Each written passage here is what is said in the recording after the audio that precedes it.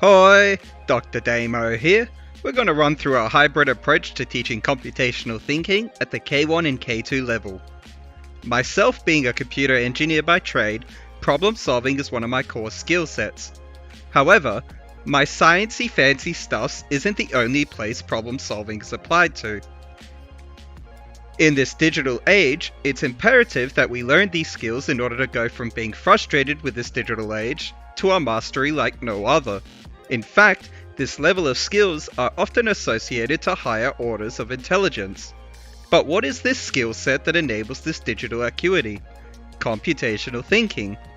Computational thinking, as defined by Papert and Wing, is the systematic approach to solving problems, derived from logical approaches often associated with computing.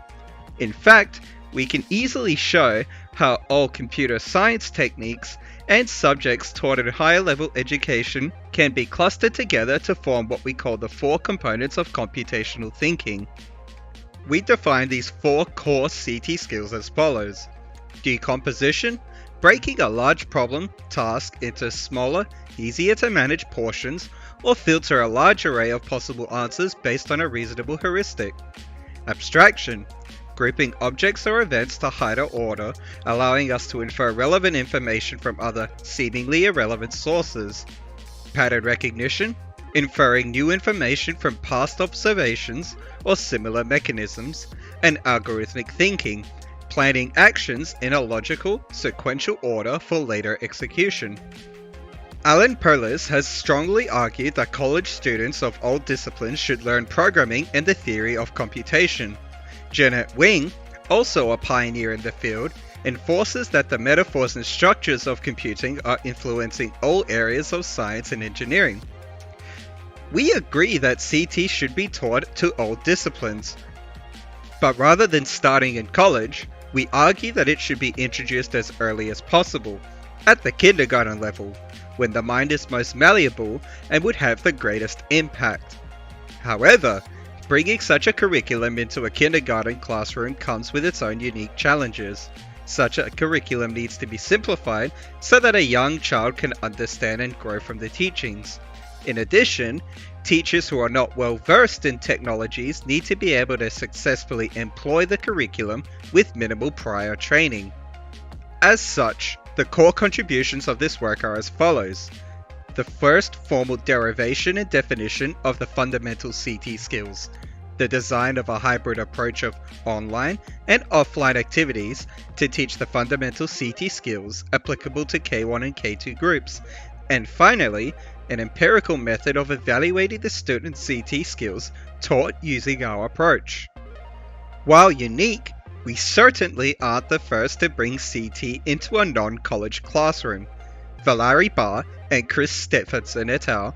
Brought CT training through simulation to a high school audience. While it was effective to learn these skills in a pre-simulated environment, it is designed for older audiences and has a complex interface, making it unsuitable for younger audiences. In the UK, barefoot computing has been applied to the primary school level, utilizing pen and paper based problem solving, as well as Arduino hardware to teach CT skills. However, the cost of specialized hardware to deploy each class is high. The curriculum is limited as well, not covering the full spectrum of CT concepts, and requires significant investment in teacher training, especially unsuitable for teachers that are unskilled in technology. One of the core components of teaching children is to learn through play. There have been several products and approaches that focus around using digital media, also known as edutainment, as part of this teaching experience. In mathematics, interactive edutainment experiences, such as Edmark Millie's Math House, aim to teach mathematics through engaging activities wrapped in a story. More physical toys and approaches also exist. In language learning, one of the more popular products taught children phonetics as part of an interactive tablet. Finally, in research, several approaches have been investigated to assist with enhancing creativity skills. Manta et al. Looked into using physical props as part of storytelling in combination with digital media. Knowing the related work we take a second, more detailed look into the requirements of bringing a CT curriculum to the K1 and K2 level. From the perspective of the children, they should learn through play and exploration, be exposed to digital mediums, and apply concepts to a real-world scenario. Additionally, the curriculum should be intuitive for teachers to understand and teach, and designed so that the teachers themselves are supplementary, therefore no prerequisite knowledge is required.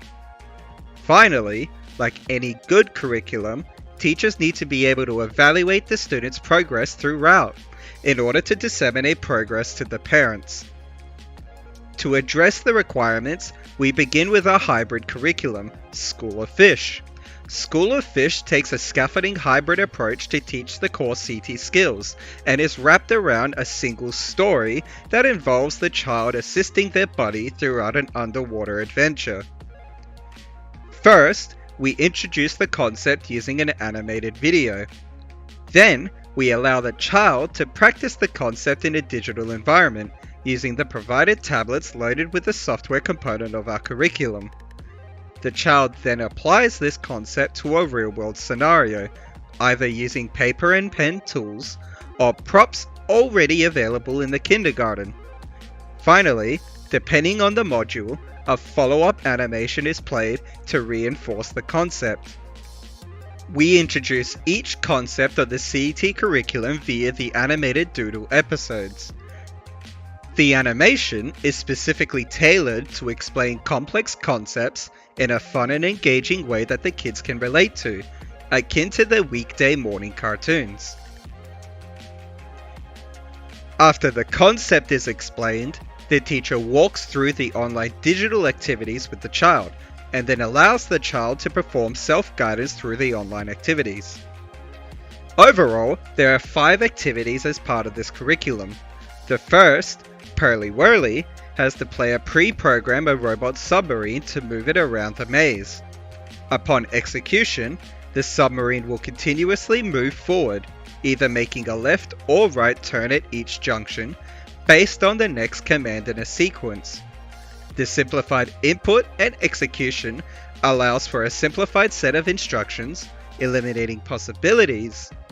The game heavily focuses on algorithmic thinking. The second game, Manta Mania, runs in the same spirit of a tangram puzzle. Players have to utilize junk pieces on the right, arranging them to fit the shape on the part on the left. The player must do this within the time frame, otherwise the player loses one of 3 lives and has to retry the puzzle.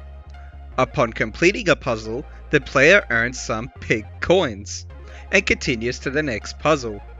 The game is completed when enough pig coins are collected.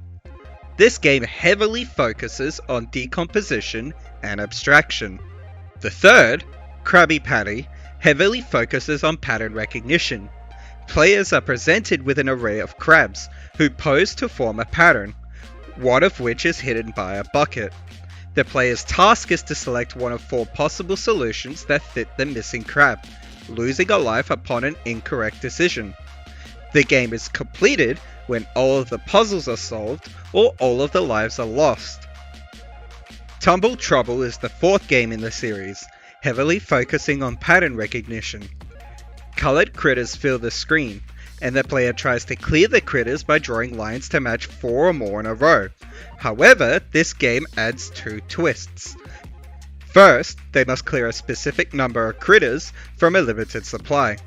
Second, a special clam critter requires surrounding critters to be cleared several times before the clam is also cleared. The game is complete either when these 2 goals are met, or there are no possible moves. Chomp Chomp is the final game and is purely supplemental as another pattern recognition focus. Players are presented with their animal buddy requesting a particular kind of food. They are also presented with a 5x5 grid of randomized food from 5 particular types. The objective is to feed the buddy by filling his hunger gauge. They do this by swapping food around to match 3 of the same type of food to fill this gauge. The game ends when the hunger bar is filled. The third step of this journey after the online activities involves children practicing the concepts they've learned and practiced online to real-world examples through play and application. This is done using utilities already available to the kindergarten and includes tasks such as path stepping, puzzle solving, sorting their schedules, and worksheet activities, as well as examples using other parts of the curriculum, much like the mathematics equation this child is solving here using decomposition. Finally, to facilitate the dissemination of results, we designed two evaluation techniques. The first is a standardized test using Raven's progressive matrices. The children are presented a pattern as a question, with one of the symbols missing, and 8 possible answers. They are tasked to pick the answer that best fits the missing image. This is done 3 times during the curriculum, first shortly after starting, then again at the midpoint, and finally at the end. We include this as part of the overall evaluation. However, it is not the only means we use to evaluate the child's progress. Each of the activities, online and offline modules, contribute to what we call the CT score. This includes the animated doodle episodes, the School of Fish online activities and curriculum offline modules. The game score contributes to the online activities in a logarithmic format. Instead of providing this final CT score as a complete percentage, since we don't have a complete verification, we do a comparative evaluation against the rest of the class, ranking the child as a percentile against their peers to help the teachers and parents identify their best and worst skill sets. As an initial pilot study, we set out to see if there's any evidence that the curriculum works. To do this, we ran a subset of our curriculum, using the puzzle test as an evaluation metric, with the following hypothesis. Children would improve the number of correct answers, and that any improvement is independent of previous tablet use. 2 classes were selected, with K1 and K2 students aged 4 to 6 years old.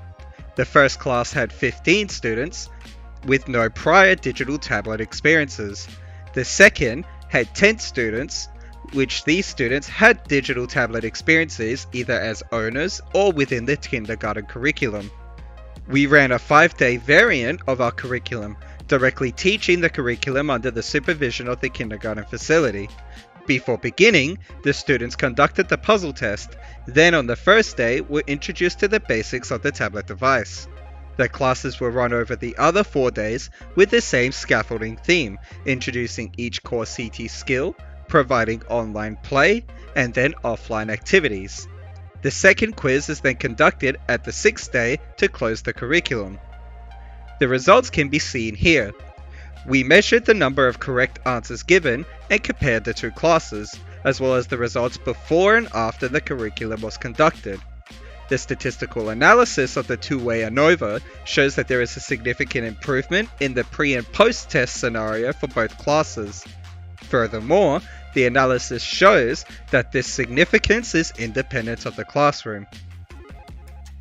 The results support both of our hypotheses, however the sample size is much too small given the constraints of the classroom size. We also observed that the children took a much more systematic approach to the puzzle solving, actively engaging during the videos.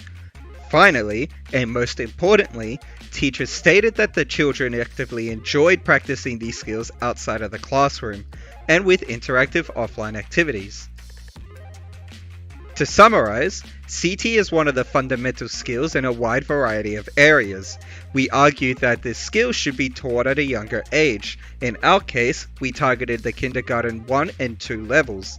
However, K1 and K2 provides unique challenges, resistant teachers, and the need for simplified lessons.